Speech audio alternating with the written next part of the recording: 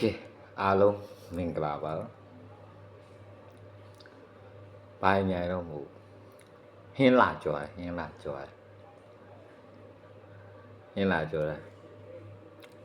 မကြွားဘူးလိုင်းမော်လည်းမတက်ဘူးပေါ့ဒီလိုပွေလို့ရိုက်ပြီးမတင်ဘူးပေါ့အမေထည့်ပေးလိုက်တဲ့ဟင်းနှမျိုးလာကြွားတာ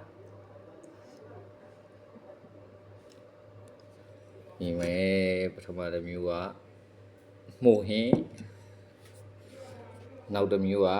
ဒေတီကြောက်ထောင်သမင်းစားမယ်ရန်ကောင်းကဲရွာသားတွေမွေးမစားသေးတဲ့လူမှာကြတော့မိုးတွေတော်တော်ကောင်းတယ်လို့ပြောရင်တော့မှာထား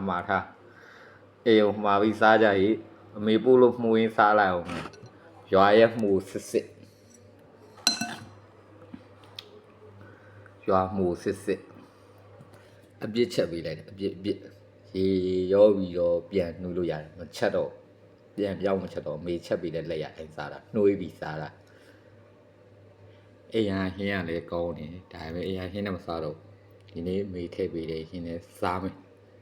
โอเค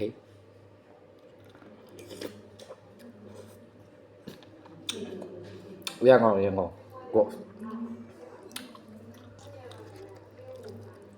နည်းကောစားယူရရွာသားနော်တဲပြီးကြောက်တော့ရန်ကောင်း